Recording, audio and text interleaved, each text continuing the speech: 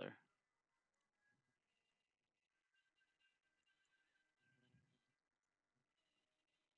Why is the music not coming through now?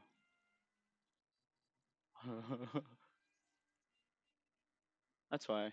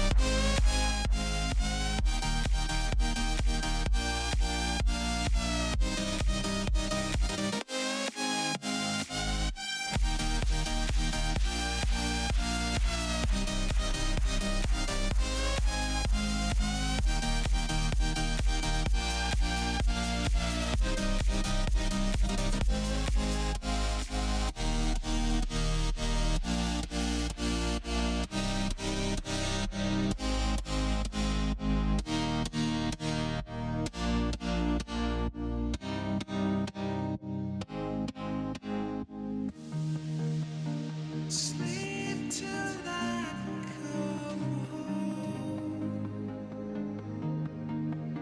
Dream of something sweet. I'll be there soon to wake you so discreet.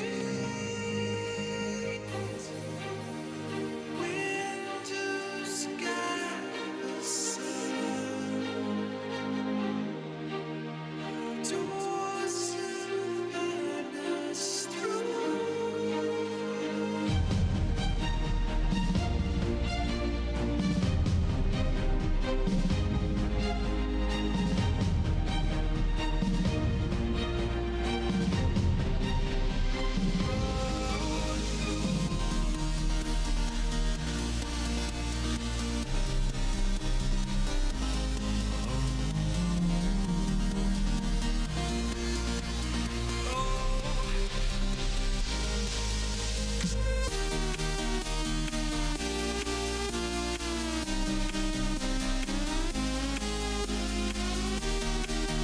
To wake you so discreet.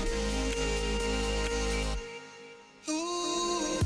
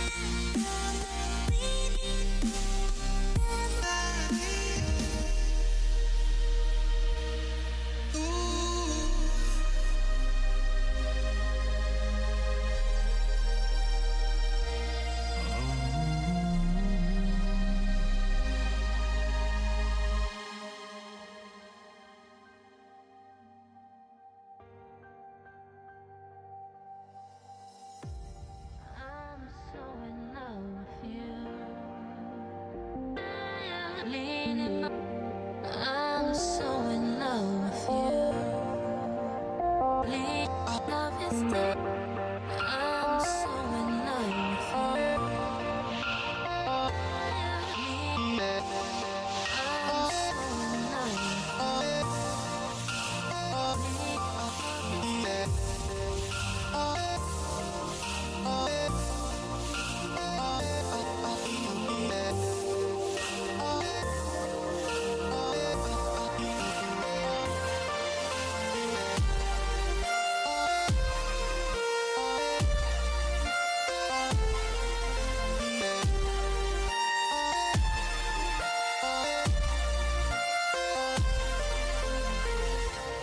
I'm so in love with you.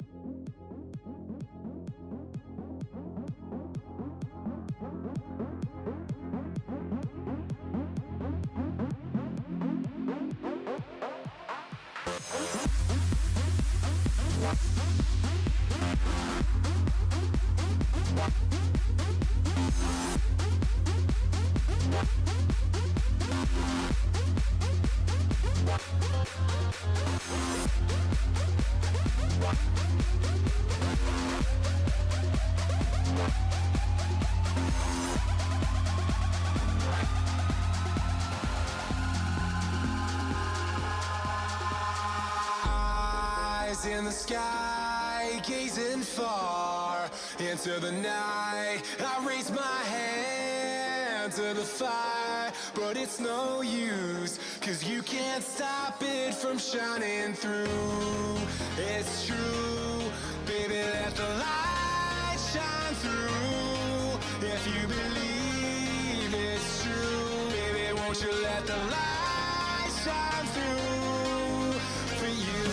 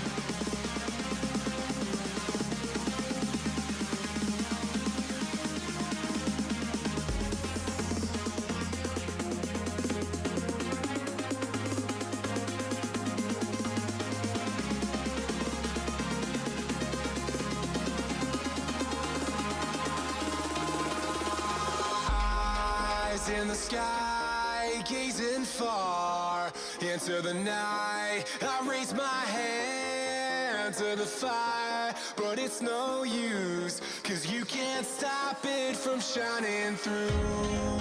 It's true, baby, let the light shine through. If you believe it's true, baby, won't you let the light shine through for you.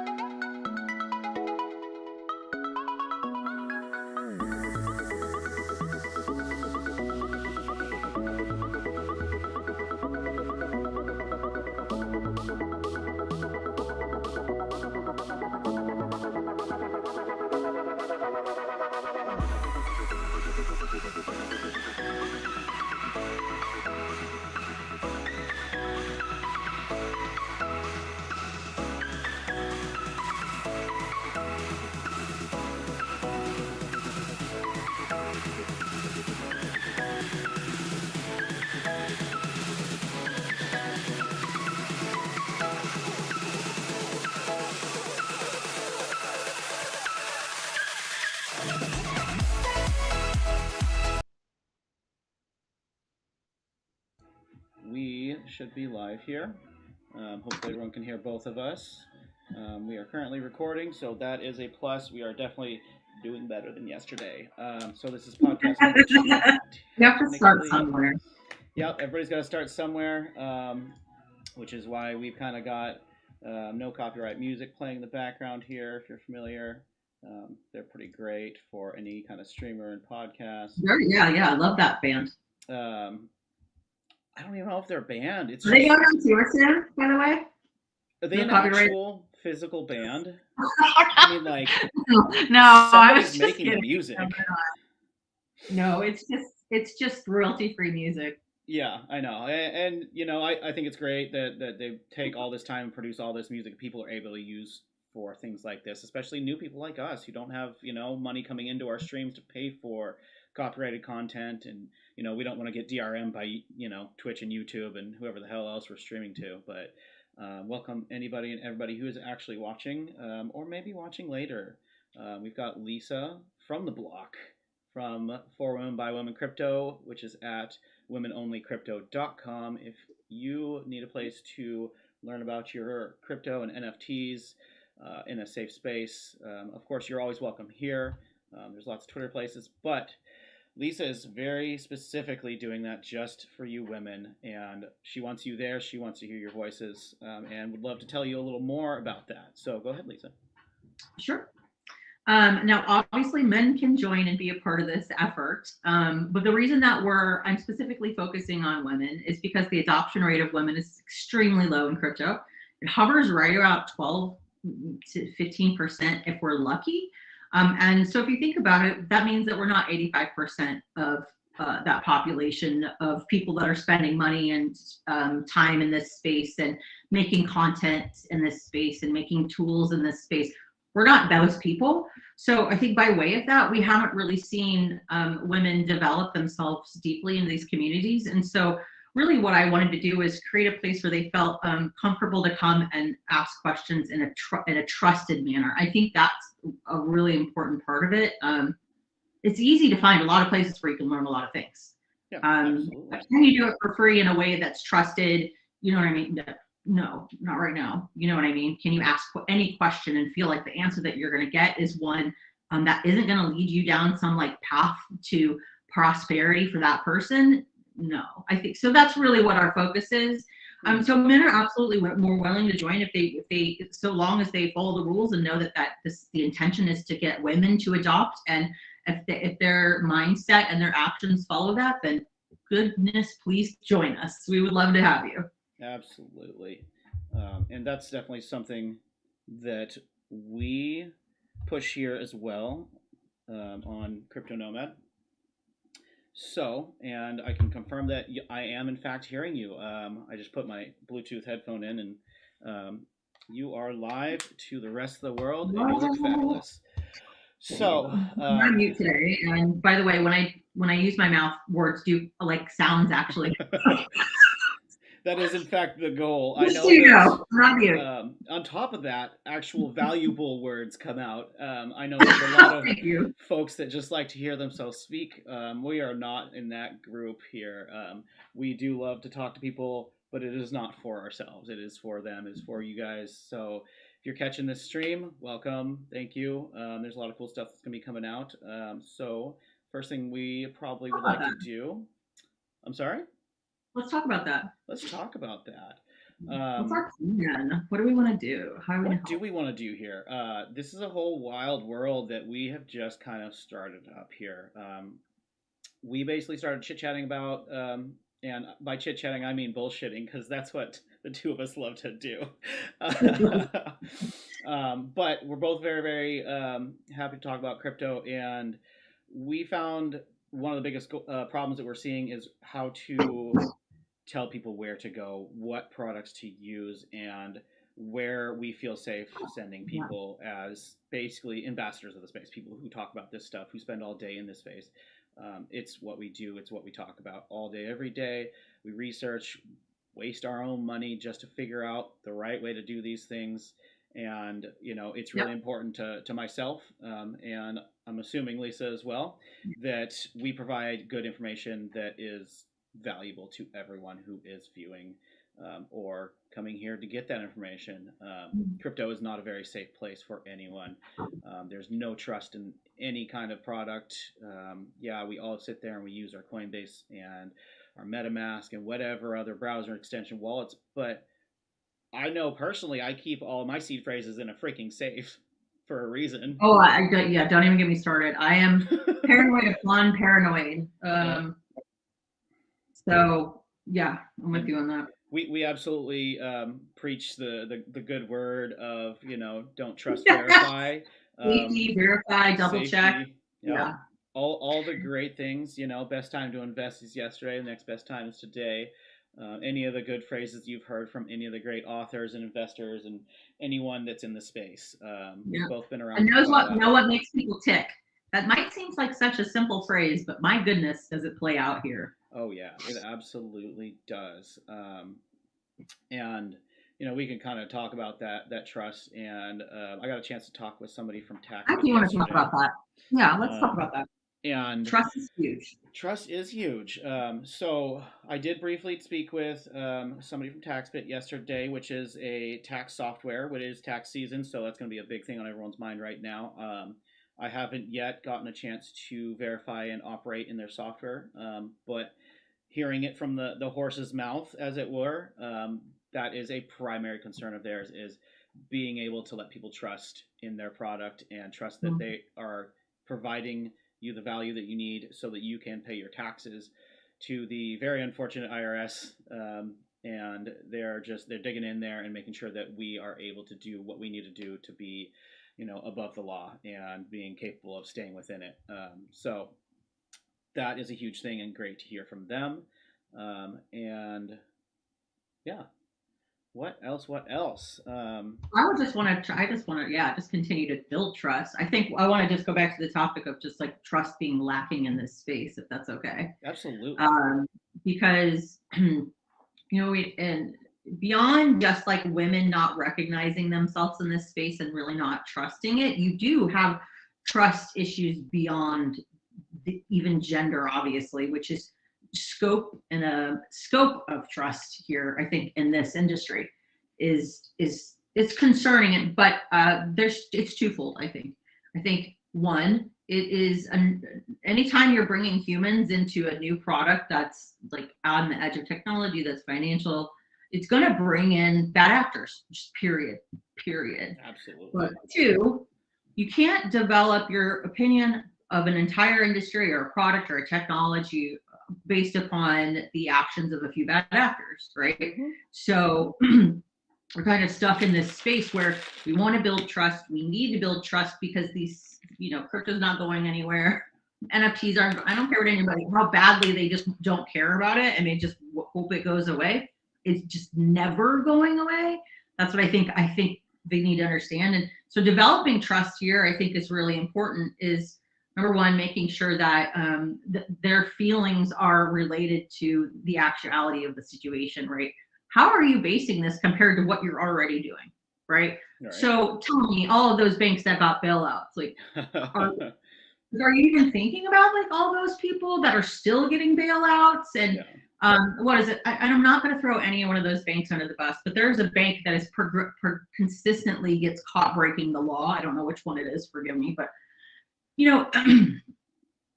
those things are at huge levels. Maybe they just forgot that they see these things all the time, and that way it's just so it's not, so when you have this new thing like NFTs or crypto, and maybe you see these bad actors in plain sight, maybe it seems more obvious here than it would in maybe your everyday life. I mean, this goes even as deep as somebody having to pay overage fees in their bank. Mm-hmm. That is a ripoff. They're making interest from you. If you have a single dollar in there, they're making interest. Absolutely. Way more interest off of you than you'll ever make on that account. So I think there's a lot of things, like layers of trust here, that I would love we don't have to talk about all today, but like develop these out as we talk about these topics. Is where does the trust come from? You know what I mean? What is the reality of the scope of the magnitude of what it is that we're talking about? And beyond that, how do you develop trust? But think developing trust, I think I say here in the podcast is probably the most important thing. You have to start at a place you can trust the information that you're hearing and then go from there, right?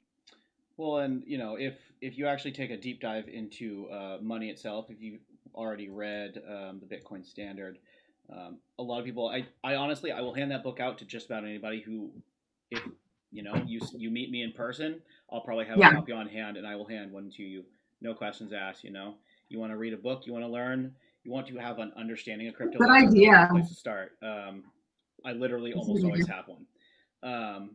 So that book really goes into, and people don't like when I'm like, here, can I give you this book it's called the Bitcoin Standard? Like, I don't want to read about Bitcoin. Nobody wants to read about Bitcoin. Who wants to go through and read white papers? Well, beside the two of us. But a really important point there is that money is literally you trusting something else to hold value. And that is the definition of a dollar, of a fiat. Fiat meaning in the Latin to be done with. It is a trust between yourself and the government promising that this piece of paper holds a value. And in crypto, we don't have a government, we don't have anybody to tell us that this holds value. What gives anything in crypto a value is going to be physically you and I saying it's got value. A random dude in 2011 buying pizza, and that pizza company said, I value this asset that you have just used the internet to send me, and bam, all of a sudden we've got value. And now, instead of having to trust the government, we trust each other, we trust the network to maintain the ledger, and we don't even have to trust. You can verify each and every single one of those, and that's what blockchain is all about.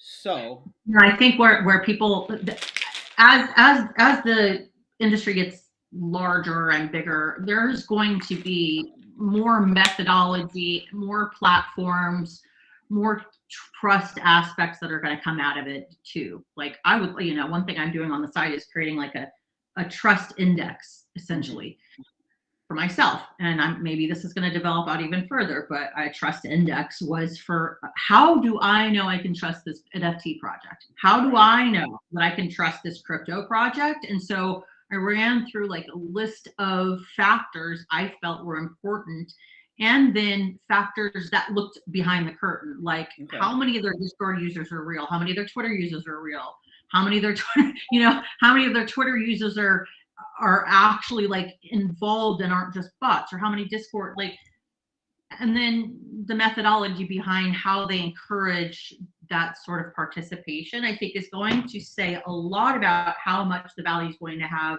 or that how much value the asset's going to have over time. So, yeah. That is absolutely fantastic. And that was kind of one of the first things you and I talked about is possibly building, an NFT index or a DAO for, obviously a group of women and men to be able to start investing into that. And that was kind of one of the core concepts of your For Women by Women page, which I thought was fantastic. There are tons and tons of pitfalls and legalities that we need to dive into before ever creating that DAO, so that we don't get the SEC up your ass, up my ass, talking to everyone and just wasting everyone's time and money. Just like they're and we were talking about, now obviously this, they won't see this, or maybe they will, but we were talking a little bit about this yesterday, right? We were talking about the remind me again what was exactly was the let me double check which company it was. If you don't mind. This is extremely related to what we were talking about yesterday. Yeah. Hold on, I'll pull it up. I've got it saved somewhere else. Of course, my internet is not running particularly fast today, and I keep asking for gig speed. The SEC had come out with that decision. Who was the company? It's just like off the top of my head. I can't think of company names today, but the SEC came down with a decision saying that the way that they were doing that is not the way. So the idea that you and I had, or the way that I want to develop out the women, only crypto, the For Women by Women community, was to do that, was to essentially at the core of it create a DAO, which is a decentralized right, and create a DAO that would essentially invest in projects and then reap the benefits of their investment and then make the decisions on how they would want their investment to be. But what just yesterday we learned that, well, that's kind of considered a security, so Well, I can't do that. You'd have to figure out, and I'm not smart enough. Maybe that would be a good person, somebody to invite on here, is just somebody that really, really knows that maybe has the legalities, the technicalities down of the finance sector and the SEC regarding what is and what is not a security here, because maybe it's a fine line we can walk. I don't know. right. Okay. So I found that news story, and we might as well talk about it again since yesterday was kind of a wash. We had some audio issues. So, BlockFi settlement with the SEC happened on February 14th. So they settled a case with the SEC, charging them $100 million, just a cool 100 mil. I mean, these days working in crypto, you hear 100 million, and that's not huge. I mean, it's not, big, but for little people like us, it is. I mean, really come on, let's be honest. $100 million is a huge amount. Okay, so the government pockets that. I don't really know what happens beyond that, but so what does that do? So what does that solve? Which is great, but what does this solve? Maybe a slap on the hand, and they were like, okay, we're slapped now. Right, how do we get around this? And now what is one thing that was interesting from the story was that it said that they had come to an agreement on how to move forward, but they didn't actually, at least in the news articles I've read, it didn't actually say what the agreement was on how to move forward. So are they going to get a head start because they challenged the SEC? I mean, think about that. Are they going to get this huge of a head start to essentially set the ground floor for how they expect these securities to work with crypto? This is where we're at, and this is kind of why I love crypto, because my mind just goes, holy shit. It's so cool. It's craziness, it's madness, and that's why I love it. So maybe that's why you're maybe that's why you're mad as your MADD. So what they were talking about yesterday is BlockFi can probably afford to go forward with offering registered securities in parentheses, even though the outcome is not certain because it's a $3 billion company, and this is Dillendorf. I do not remember who Dillendorf is at the moment, but he goes on to continue. What about smaller DeFi protocols, even such as yourself, Lisa, or if I want to do something like that, or anyone who wants to make a DAO or anything like that, so that way you could that's why it's, because I think, look, I'm kind of not mad at this SEC here in a lot of ways, because in some ways they're actually helping us. My bad, but I think they were going full centralized. They were going for these huge IPOs or ICOs. These huge companies, they are trying to take crypto and centralize it right now, right away, and under these guises of securities. Okay, that's just basically what they're doing. We can't bullshit around the fact that that's what's happening, right? Yeah. So, I know a lot of people are going to look at this and be like, "Oh, regulations," but here I'm going to be a neutral party here and say I think positives may come out of it. In some ways, maybe somebody needed to stop them and kind of give us all direction here.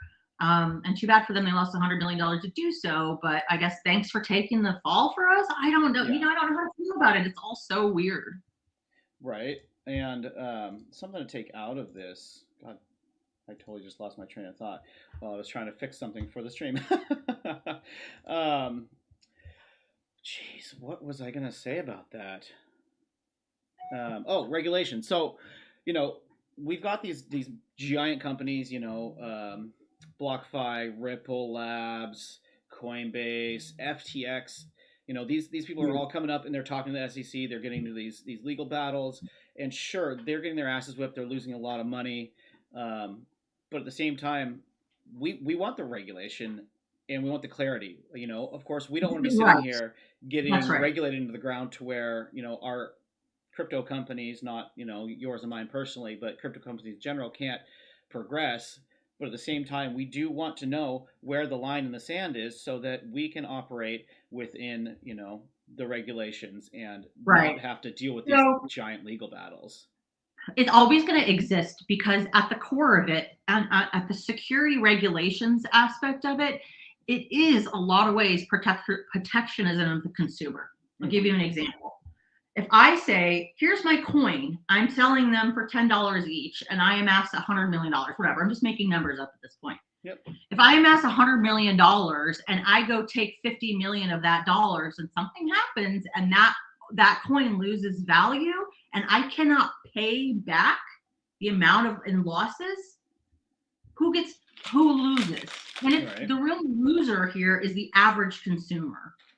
In general, The average yes. investor, just the little guy, right? I mean, so in a lot of ways, there's values in understanding when something hits a security and when they have like operational necessity, like a requirement, like some sort of ethical requirement to have the amount of money on hand that they claim they should have Mm-hmm. to be able to pay out in case, because that has happened, you know. Well, and that's why there's some talk of You a couple can't of sell, companies. so all these people can't sell. Like that's insane. Sorry, Yeah. I just yeah. Right. Liquidity rug pools are definitely a thing. They can't, around they here. can't sell their coin. That's basically what it comes down to. And you got a lot of really angry normal people out there, and that's not fair. And I think I totally get it. So I'm with you. I think there's now. Do we want to get too many regulations? No, but that's because it's the opposite of what like crypto is. Yeah. But Absolutely. do we want three big companies coming in and strong arming the rest of us for the rest of Right. humanity inside of crypto either? Because No. they have the money to actually Right, operate in the exactly. space. Right. Yeah, it's definitely a fine line. And Yeah. while we do want the clarity and the regulation to be out there so that we can know what to do, there's also the standpoint of this is no longer the early 1900s of investing. A lot of those regulations were put in place because That's true. news and media and information at all, education around finance, it wasn't very easy to get back then. So if you are, your middle class family sitting at home and you're a nurse and you're a plumber or whatever, and you've only got X amount of money, you don't have time or resources to get that education anymore into what you're investing into and what this company's going to do. And you don't get to go to the board meetings or see anything like that. But Right. like one of the things I do love about crypto as a whole is now we have every piece of information. We've got verifiable on-chain data showing exactly where any money has gone from any account. And if you are doing your due diligence, you'll know who the big wallet is. Yeah. Is it Michael Saylor with his 1,000 bitcoins or Yeah. whatever? Yep. Is it the Who's developer moving the money? Ripple Labs? Yeah, who's moving and holding money, and we can see those things now. And if you are paying attention, if you're keeping up with your news, you will know. And so, as much as like the government should be protecting the consumer also does have the responsibility and the ability Yes. to get free information, to get the knowledge they need to make sound investing decisions. And Yep. as many other YouTubers say, this is not financial advice, but you should go and find your own financial advice, and take the time to protect yourself. Don't trust, verify. Take that time and go out there and do it. And so, of course, we want some clarity in the regulation, but we also want the freedom to make our own mistakes. And if anybody else, in crypto knows this, it's that every single one of us that does well here is forged in fire. I've lost lots of money, just lots of it. But because of that, I've gained so much more. And It's risk. Yeah. You it's have all to. risk. It's understanding the risk and it's understanding like. And does everybody enjoy doing that? I They would say don't. no.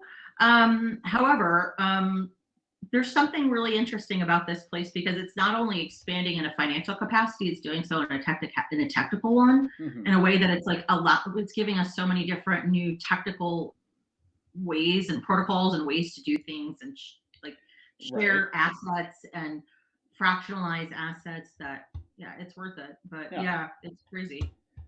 Excuse me. One of the things that, and this just came to mind, so we can talk about a couple new coins real quick that are kind of coming around, because I spend my time deep down the rabbit hole, especially in the Cosmos ecosystem. Anytime there's a new coin, it's literally my job to go and figure out what's going on with this company. Why is there a new coin? Why has it been listed? Things like that. What is the point of the coin, et cetera, et cetera. And, I don't have a ton of information on this particular one yet. There's two I would like to bring up, and I will switch over to my live You just stream. want to talk about them, or? Yeah. I'll kind of go over some stuff real quick, and you can tell me what you think. So I did notice one pop up yesterday on Osmosis Zone. Osmosis Zone, if you're not familiar, is a AMM, automated market maker. It is a DeFi protocol in the Cosmos ecosystem operating on the IBC. Osmosis is the core coin there, but that's not the one we're going to talk about today. So UMEE, UMEE, just popped up yesterday, and it is they're calling themselves the cross-chain DeFi, making waves here, something like that. And the biggest thing that I found. So I agree. Of course, my skepticism is in full, force, right? When I open up here, this brand new protocol, this brand new coin, I grabbed about $30 worth of it yesterday just to, put myself in. There was probably about 50 grand worth of liquidity in the pools, which of course is tiny for anything in the space. But what I'm seeing from this is that they are actually going to be bridging DeFi protocols so that you can bring in things from your MetaMask, your Tendermint chains, Cosmos SDK things. It is written on Cosmos SDK. Their native coin is the UMI coin. So of course there's going to be lending for that, but I have immediate concerns. Absolutely, and you should. And so I kind of swapped into this. Their little market. It's still in beta. Everything is in beta. This is not fully launched yet. You can. I was gonna see. They even have a usable model yet, or they haven't even? Yes. They do. They do, and kind of what I was noticing yesterday is That's the thing. Like, if you're saying you got a product, you better have like some proof that you can like produce the product. Right. Because I think there's a lot of things that say we're going to make this product, and okay. Yeah. So they do have a launchable app, which I did pop over here, and you can connect 3 different types of wallets: your UMI Kepler extension, your Kepler Cosmos Hub, and your Ethereum MetaMask. And the Ethereum MetaMask is operating under a testnet right now. The Cosmos and the UMI, which are both under a Kepler extension, are, of course, in beta, but you can connect your wallets and you can provide some liquidity. It looks like they've got some liquidity at 94% APR, and I can link this to you real quick so what I'm looking at. I guess it depends on how you're going to look at it. I mean, maybe a short-term thing, but if you ask me, I don't see the long-term value in that because it's too hyper segmented, like in the Cosmos, it's too hyper segmented down. Like, I get what they're trying to do, but I worry that they're banking too far much in one thing. Like, well, I don't necessarily think that's the case here. The case that I'm seeing is that they're trying to make it so that you can provide assets for lending and borrowing and liquidity across all chains rather than just Cosmos, which operates on IBC and all that, or MetaMask Ethereum things, out on you're just compounding flaws though in chains at that point. I worry about that. I agree, but it's a good concept. They're really trying to make it so that you don't just have to be, using DeFi on one chain. You can actually, leverage your assets across multiple chains. And yeah, there's going to be a lot of problems, and it's going to be very, very hard to do, but I think it's a great concept. And I'm always willing to throw $500. Why do you feel like this one out of all ones are so great? Like, why is this one going to blow me away? Why would I want to buy it? I don't know yet. Okay. I am literally just here to find out, and that's why we're talking about it. This is how I'm probably like, I feel like if there's a sliding edge here, like where I am on the paranoia scale, like I will be up here, and I will probably wait much longer than some people to invest. So I mean, like I said, I tossed $50 in. you'll have a little bit more risk. I'll have a little bit more risk aversion than you will. Yes. Not to say that I haven't gone in and thrown down some money on some things at random, because I absolutely have. Right. But I think that I think my hesitation is in seeing protocols and tools last for a long time. If Right. they are not, if they're not going to last for a long time, and if they do not have the capability to expand beyond their little horizon, and just because you're going cross chain doesn't necessarily mean you have the ability to expand your own horizon. Like, I guess what I'm saying, like, you know, cross chain will start to become more popular. Like, I mean, interoperability is actually it's becoming a huge thing, and it's honestly going to be one of the most important things. I mean, us being able to send money, you know, from Bank of America to Bank of Switzerland, you know, that's a super hard thing right now. And you know, I experienced this when I was traveling. It's like, oh, I need to send $200 to my buddy, and of course, you know, PayPal was the solution at the moment. Sure, anytime you do it in international transactions via any kind of fiat system, it's going to charge you, you know, $5, versus whatever. If I've already got crypto, then, you know, you can count the $3, you know, Coinbase purchase fees or whatever you want to use. But yeah, it really, yes, I'm definitely going to be a little more prone to risk. That's kind of my whole thing. I definitely spend a lot of time, and we call it being a degen. I am absolutely a degen, especially when it comes down to any kind of Cosmos space protocols and DeFi protocol. Like, oh man. I think because you see that you want, you know, I think when we find the protocols that really mean a lot to us, like that's, I mean, people really get into that type of stuff. I mean, I appreciate it, and I too, but I don't think I found my home yet, I guess is what I'm saying. I've been looking for my home, and if you'd see my list of places I would hope to call my home, it's really long, but I've not found my blockchain home yet. Yeah. And I think that this sort of hesitation was the same with me when it was like early in, and I knew that Bitcoin was coming, I knew Ethereum was coming, and I knew all these, you know, I knew this was happening. I'm watching it happen. But absolutely. What I really appreciate is being able to DeFi without spending a $50 transaction fee. You know, because working on anything based on Ethereum, AVAX is supposed to be better. A couple of other things. So let's step away from that particular chain real quick, and it's still kind of in the same space, but not really. I'm going to switch back over to my live screen here.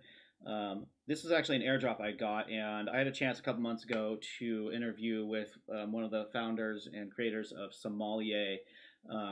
And this is kind of what you were talking about a few minutes ago, is people don't always want to spend the time to learn all this stuff that you and I understand to successfully operate in a DeFi space, you know, in the degen space, as I like to say. And so Sommelier is kind of taking your hands off of that, doing kind of a, what is it, like a JP Morgan or a Charles Schwab kind of situation where they're going to provide you the ability to say, I want to invest this much, and, you know, operate within your risk tolerances, and they're going to build you a little portfolio, and it's just going to be, you know, dollar or number go up technology. Dollar cost averaging. It's not going to be dollar cost averaging, I don't believe. So if we look over here,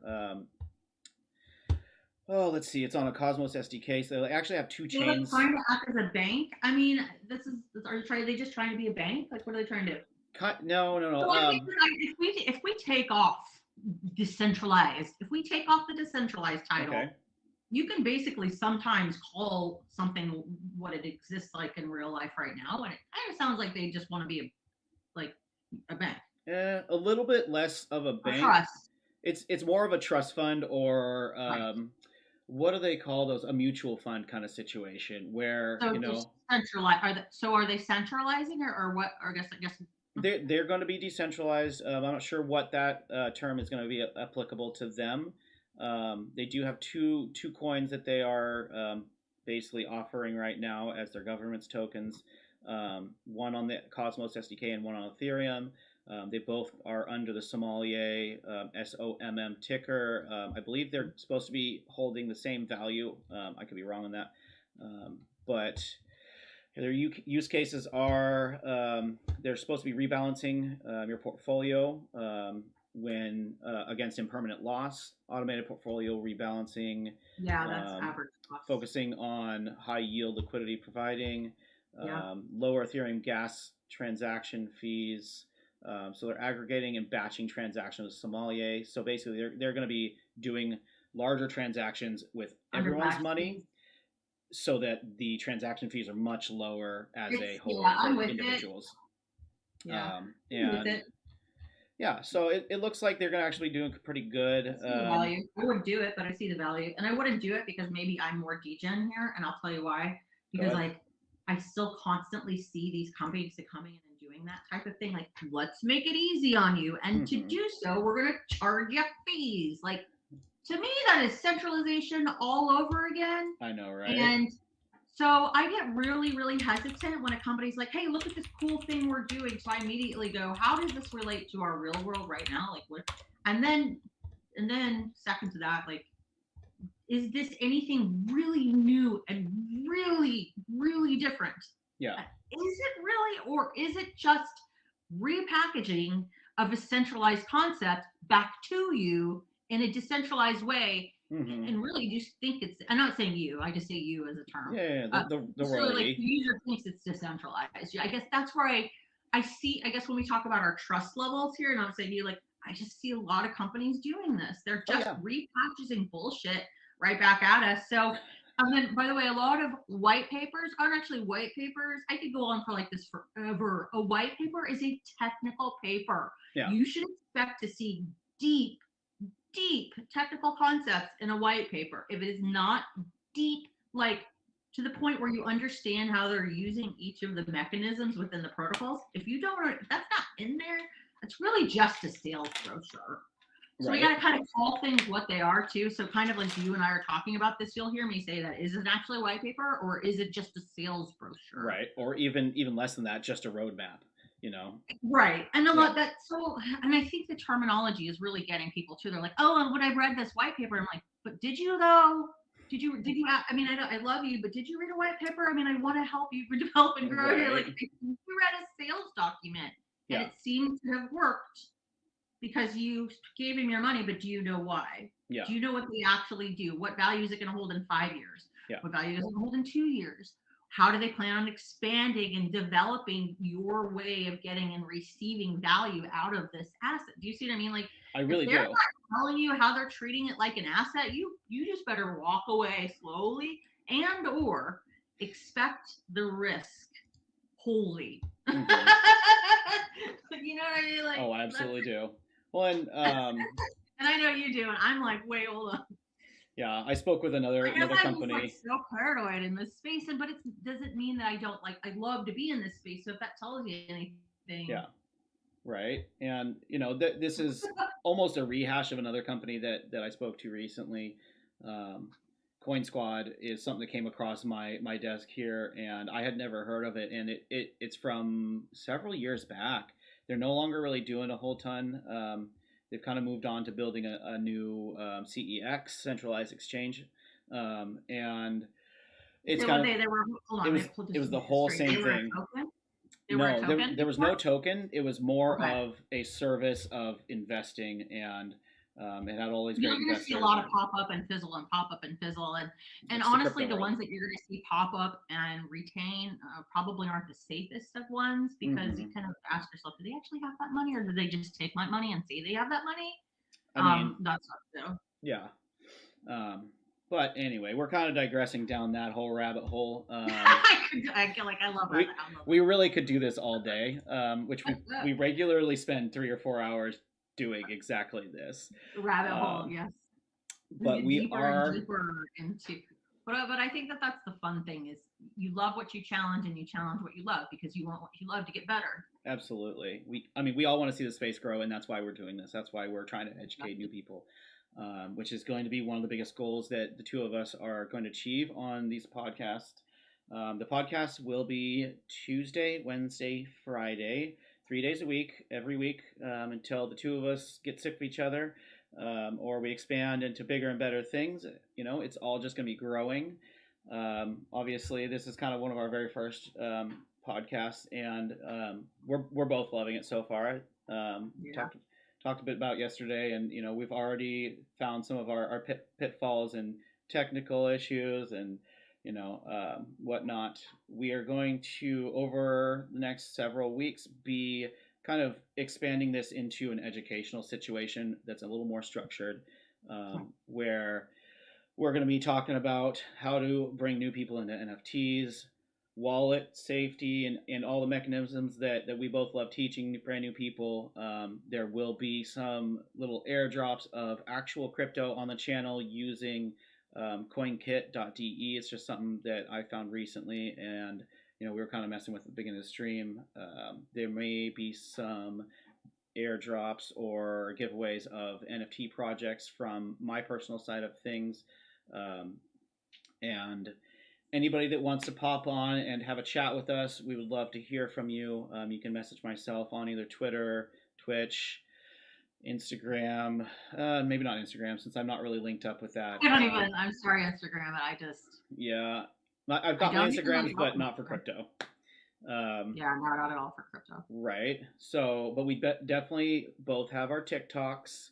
Mine's going to be under Crypto Nomad. Yours is going to be under Lisa from the block. From the block, Lisa from the block, and I can post those links later on the YouTube rebroadcast.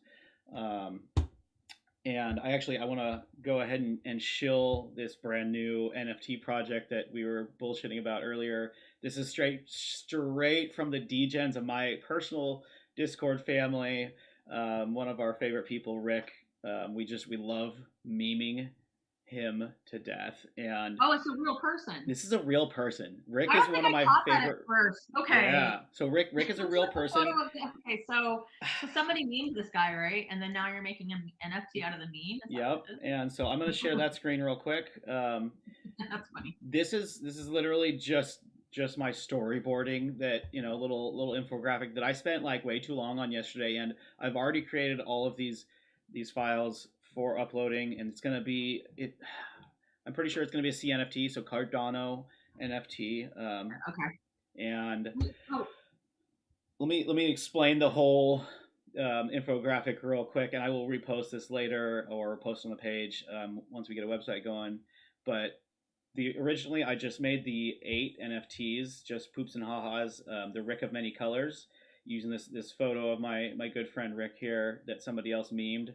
And they're like, I bet you can't make more. And so, of course, I'm like, ho. So I subdivided that picture, and we'll be releasing these as a minting or mintable NFT project.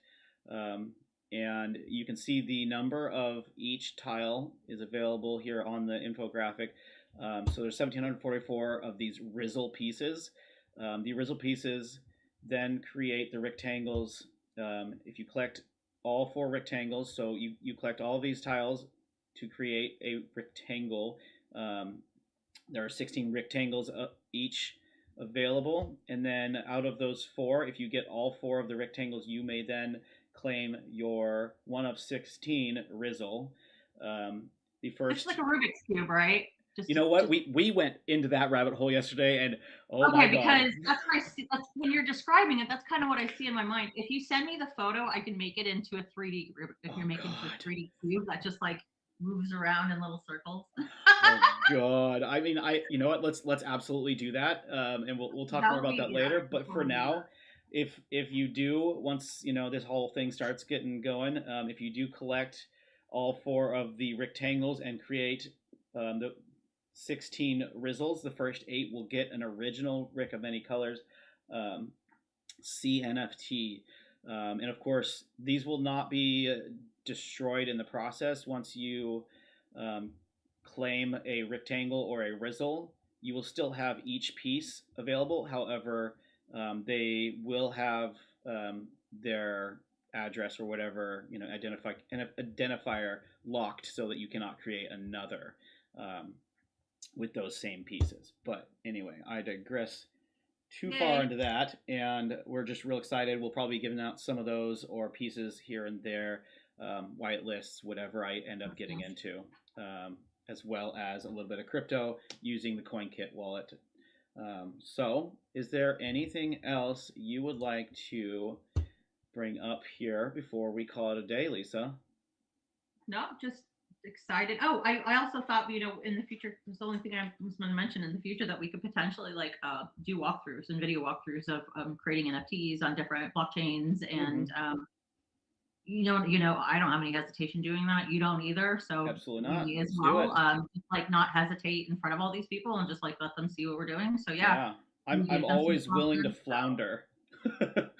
I'm willing to too. I'm like, watch me fold my oh my God, and hold on, I can't die if I teach anything. They're like, you know what I mean? Like I'm with you. we can start.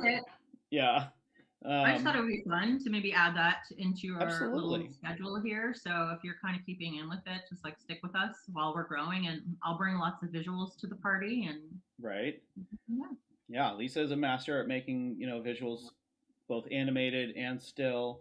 And we're gonna make this be a whole thing and go from there. So, thank you, everyone. Follow, subscribe. Do that thing. Click the button.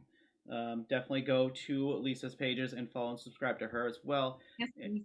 And we will see you Friday at around 11 if we can manage to be on time. 11 PST. PST. 1 CST. 2 EST. No, it was 11 Pacific. EST. Yes, Eastern Central Time. I got this. I don't got this. Using individual letters is hard on. It's 1 CST, 2 EST, and then 11 PST. There you go. So, have a good day, everyone, and we will repost this to YouTube very soon. Bye-bye. Bye-bye. Do. And...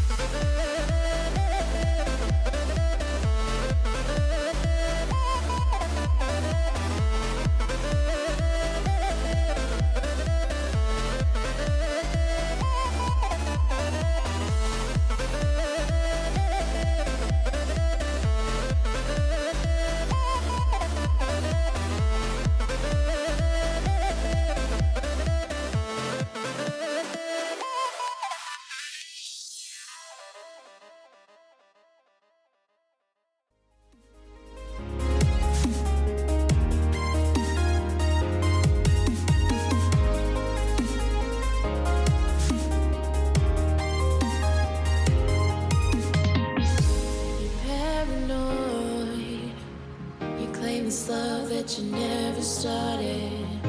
You once destroyed a broken heart that was already shattered. Holding on to what we have to take us to the end.